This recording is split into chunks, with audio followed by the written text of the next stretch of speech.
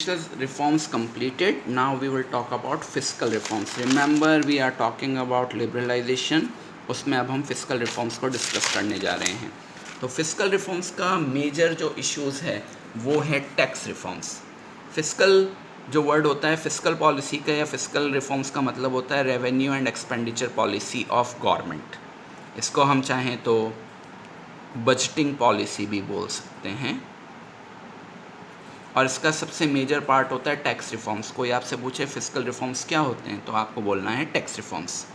Tax majorly are of two types. One is direct tax, second is indirect tax. Direct tax वो tax होता है जिसमें जिस person के ऊपर टैक्स लगा उसकी पॉकेट से ही उस टैक्स को पे किया जाएगा. जैसे मैं बात करूं इनकम टैक्स की. I am a money earning person. मेरी इनकम पे अगर टैक्स लगता है तो वो मेरी ही जेब से निकलेगा. यानी अल्टीमेटली वो मनी मैं ही पे करूँगा, वो भी मेरी पॉकेट से ही. मैं उसका बर्डन किसी और के ऊपर ट्रांसफ़र नहीं कर सकता. दूसरा होता है इनडायरेक्ट टैक्स. इनडायरेक्ट टैक्स का सबसे अच्छा एग्जांपल एक देख सकते हैं आप, जीएसटी. आज आपको पता है कि आप जितने भी गुड्स खरीद रहे हैं उसके ऊपर जीएसटी आता है. और अगर आप एमआरपी सेक्शन को थोड़ा ध्यान से देखते हो तो एमआरपी में आपको लिखा होता है जीएसटी इंक्लूडेड. अब मैं बता दूं ये जीएसटी जो पे करना होता है वो प्रोड्यूसर को या ट्रेडर को पे करना होता है.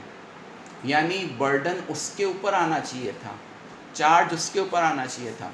बट एग्जैक्टली वो क्या करता है, एमआरपी में आपसे और मुझसे टैक्स का अमाउंट ले लेता है. हम जितना भी एमआरपी पे करते हैं या हम किसी भी चीज़ की जितनी कीमत पे करते हैं उसमें कहीं ना कहीं हम जीएसटी पे कर रहे हैं.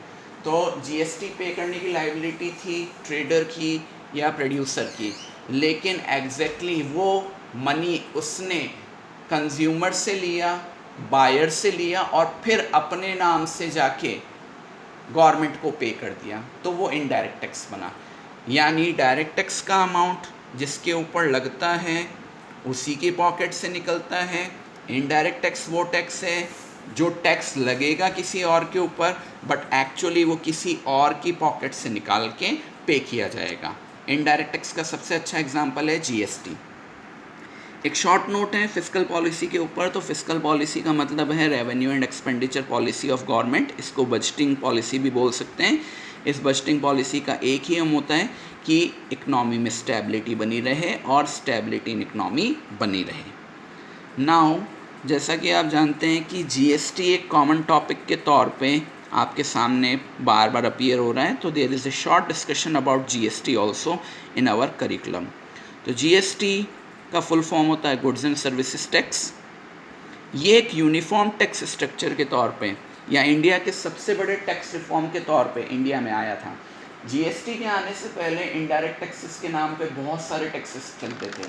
ऑक्ट्रॉय था, इंपोर्ट टैक्स था, एक्सपोर्ट ड्यूटी था, वैट था.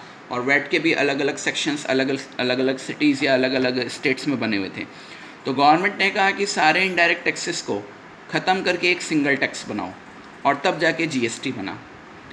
जीएसटी का स्लोगन चलता है one tax one nation one market. यानी पूरे कंट्री में एक ही इनडायरेक्ट टैक्स चले और टैक्स स्ट्रक्चर को सिंप्लीफाई किया जाए. अगर हम बेसिक स्ट्रक्चर ऑफ जीएसटी की बात करें तो जीएसटी में अलग अलग कुछ कैटेगरीज बना दी गई हैं जिनके ऊपर अलग अलग टैक्स रेट चलती है.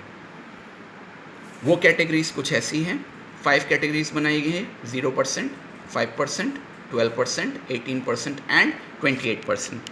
इसमें जो 0% वाली कैटेगरी है वो इसलिए बनाई गई है ताकि जो हमारे सबसे पुअरेस्ट या लोएस्ट इनकम ग्रुप वाले पीपल हैं उनको जो एसेंशियल गुड्स हैं वो आसानी से मिल सके. देख सकते हैं आप यहाँ पर मैंने कुछ कैटेगरी ऑफ गुड्स भी लिखे हैं हर कैटेगरी से.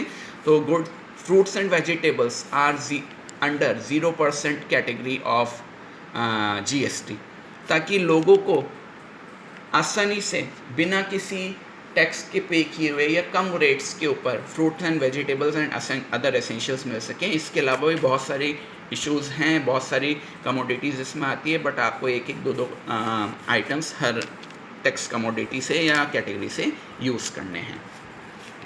If you go on to the features तो यहाँ पर ध्यान रखिएगा कि जीएसटी का सबसे बड़ा फीचर ये है कि ये वैल्यू एडिशन के ऊपर एडअप होता है.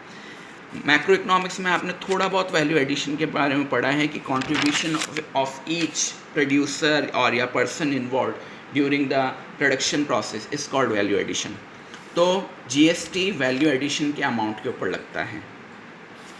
नंबर 2, जीएसटी तब लगेगा जब गुड्स को सप्लाई किया जाएगा, ना कि तब जब गुड्स को प्रोड्यूस किया जाएगा। यानी जब गुड्स का मूवमेंट हो रहा है प्रोड्यूसर से होलसेलर या रिटेलर या फिर कंज्यूमर की तरफ, तब जीएसटी एक्टिवेट होगा।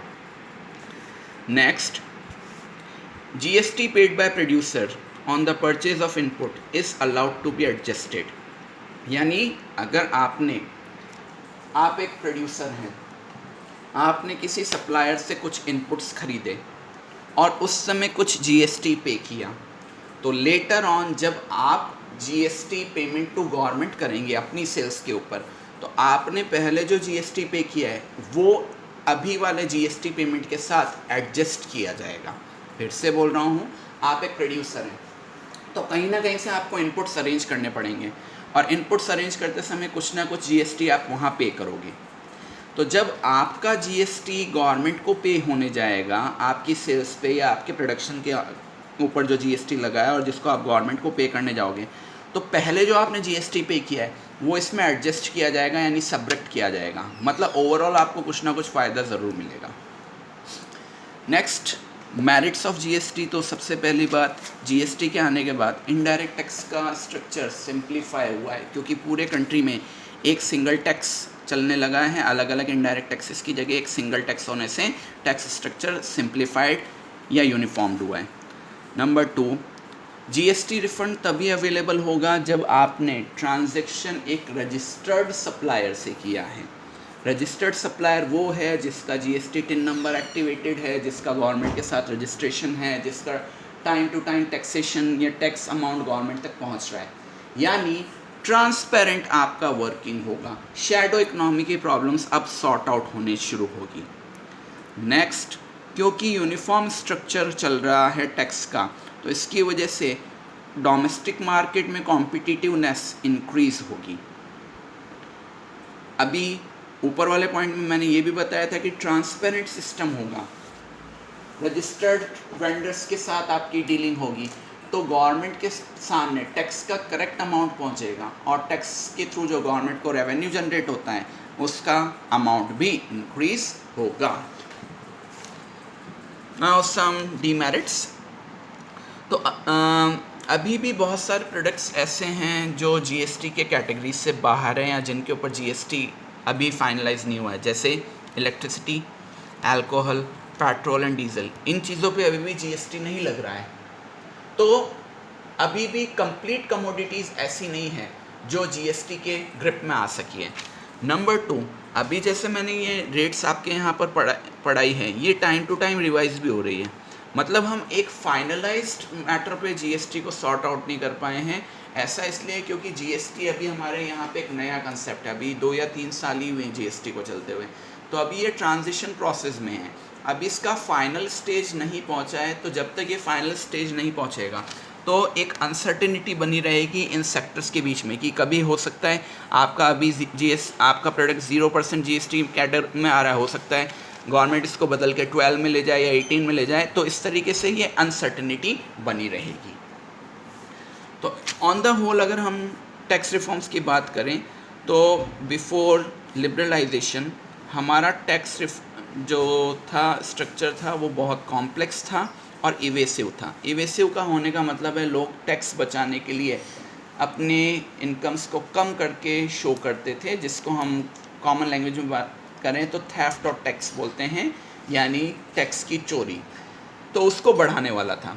लेकिन जैसे जैसे जीएसटी और अदर टैक्स रिफॉर्म्स आ रहे हैं तो अब टैक्स स्ट्रक्चर सिंप्लीफाइड हुआ है, उसकी रेट्स मॉडरेट हुई है और अब लोग टैक्स बचाने के लिए उतने क्रिमिनल एक्टिविटीज़ में इन्वॉल्व नहीं होते हैं जितना पहले था। मतलब अब टैक्स के मॉडरेट होने की वजह से लोगों को खुद समझ में आया है कि टैक्स पे करना is quite an easy option and comfortable option apart और like rest of the tax evasion. पहले लोग टैक्स को बचाना बहुत आसान समझते थे लेकिन आज की तारीख में लोग टैक्स पे करना आसान समझते हैं और ये भी समझ में आता है उनको कि इससे उनको फ्यूचर में क्या फ़ायदे होने वाले हैं।